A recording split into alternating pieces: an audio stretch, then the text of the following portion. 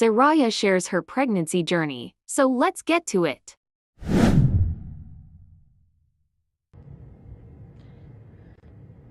I have thought of a million ways to do this video, and I don't think there's any perfect way to do it. So I'm gonna just say this. I am a mommy now. We have had a perfect little human being, and he is just the best. I love him so much, and he's a perfect addition to our ever-growing family. My pregnancy journey, I posted while I was, pregnant, and kind of shared little bits here and there. Mother in the gym, mother in the studio, and I'm very much still finding my space and my way. Rewind, 11 months ago, I find out that I'm pregnant, and I am on set for a movie that is not out yet, but that comes out in September, and it's called Ruth and Boaz. It was an amazing film, an amazing opportunity, and I found out I was pregnant. I began to get so sick while on set. I'm so excited and a little nervous to see the movie because of that, because in between each take, I'm just like trying to get it together, trying to take nauseous medicine, trying to drink Sprite and Gatorade and just see what works for me that day, trying to stay isolated because every single scent is evoking me to throw up. I made it through the film, and I was like, oh my God, I'm pregnant. Something that I've always wanted. I've always wanted to be a mommy. If you're a woman, and if you've been around a woman that just found out she's pregnant, there are a million things going on hormonally, and it is not the easiest thing to navigate. And I'm gonna just be 100%. It was a very confusing time for me, although, like I said, this is something that I've always wanted and something that I was sure of. I had a partner who was very supportive, who also wanted this with me at this time.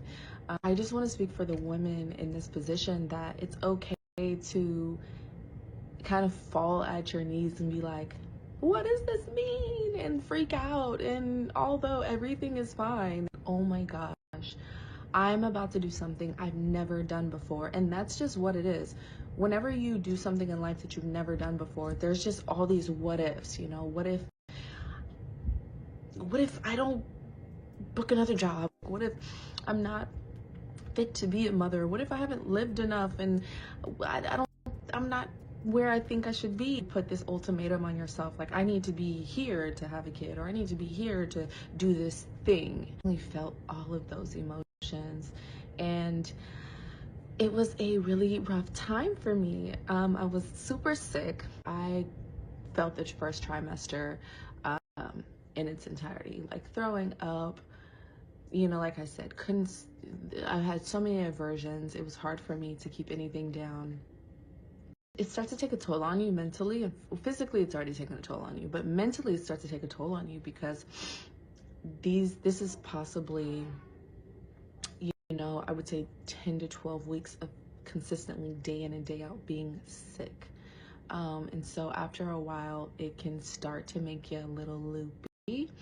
And hopefully you have a support system there to keep you grounded and sane, and to validate you, but to also help you see the truth in it all.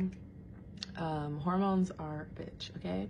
But once I got to my second trimester, thank God, it went away, and I had a beautiful pregnancy. I was able to go to the gym and do all of the things I normally do.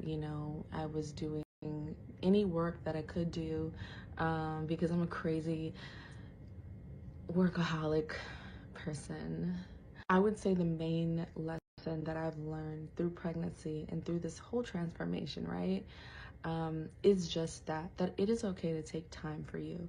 And the anxiety I felt from being so still taught me everything I needed to know about moving forward in life. First of all, I'm not racing against the clock. There's no clock. I made the clock up, okay? Um, you are making up the clock if you think you're late for life. And that is something that I've learned, to be still, to be okay with doing nothing, and that doing nothing is actually being productive as well. Having baby has been a whole new thing, submitting to the will of just what is for you. So let's get into that. I'm very aware of different statistics. Cesareans have increased. I'm one of the women that really wanted to have a natural myself. They say, you know, if you want to make God laugh, make your own plans. And that's exactly what happened. So I was so set on this. We went to the classes. We got the doula. I found an OB that has a very specific practice, and she, along with other, you know, doctors and midwives there, believe in this natural, letting the woman, letting our body do what we're meant to do. Like, it's not a sickness. This is a natural, you know, occurrence in life. This is literally nature's way. These beautiful rooms, they had these tubs that had like glass so you could like see through the tub, and I thought that was so cool because I wanted to embark and try to have a water birth because I've seen different videos. I'm pregnant, right? I have nothing but time. I see the videos and it just looks so wholesome and so free and liberating and loving and stress-free, and you can make the space what you want, put on the music, light the incense or the candles, or do nothing, you know. It's all up to mom. And about 6 months maybe, I learned that my son was breech. So breech means that the fetus, the baby inside of the womb, is head up, butt down. And the natural, well, I wouldn't say natural because both are natural. I would say the most common position of the baby is head down, butt up.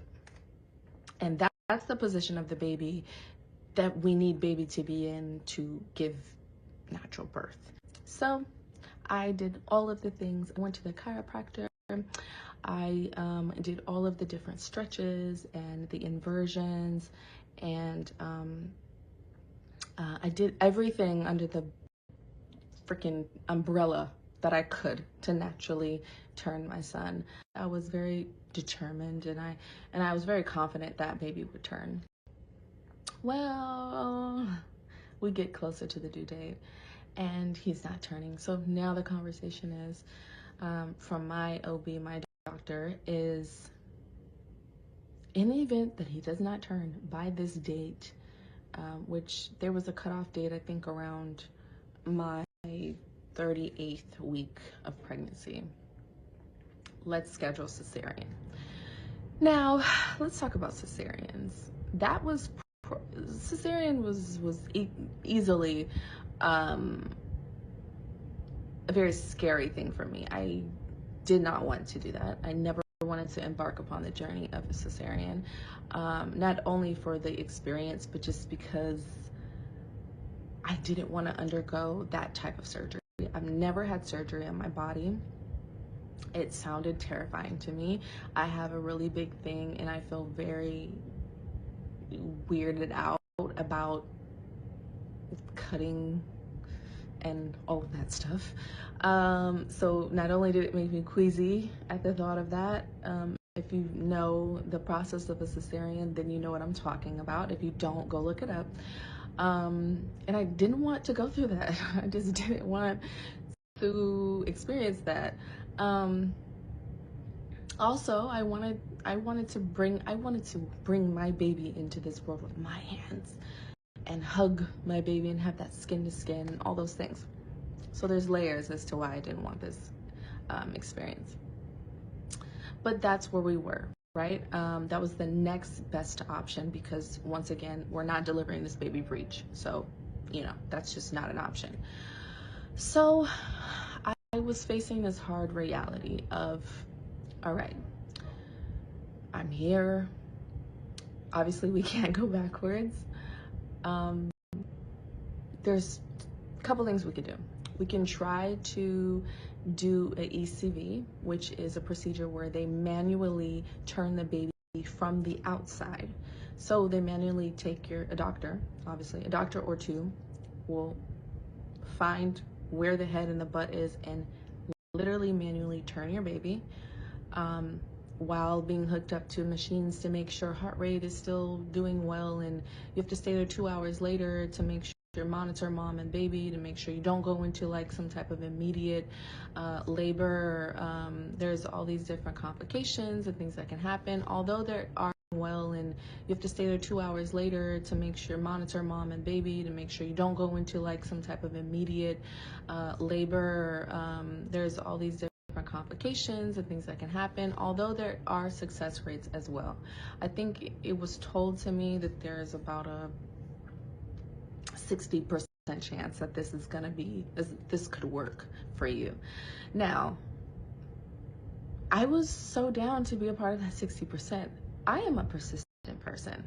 I am a person that what I want in life, I feel like I should be able to get.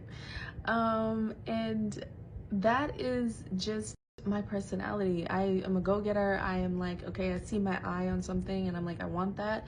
And I'm going to try my very best to get it done. I don't want a handout. I'm going to do the workouts. I was upside down almost every day to make him turn. Oh, maybe I'm being too loud. He's waking up. And that was, I was determined. I was determined to make this happen. But just like all things in life, lessons, right? Not tests, but lessons are to be learned. And I went to do the ECV, and before they do it, they obviously do an ultrasound to see where the positioning of the baby is and to see how they're gonna do this, right? She did the ultrasound and said, no, it's definitely wrapped twice. And so, in my opinion, I don't think that we should do this. She said, if it were me, I would not do this. I was in the room for no longer than 5 minutes. I changed my clothes, put on the robe. She looked at it and said, I don't think we should do this. I said, okay. And she said, if it were me, I would not do this. There's so many things that can happen from this procedure. So I said, okay. I knew that wasn't an option for me. I wasn't going to push back. I wasn't going to say, no, let's try, obviously. And immediately I was overwhelmed with emotion and I just started crying. I knew this meant that I was having a cesarean.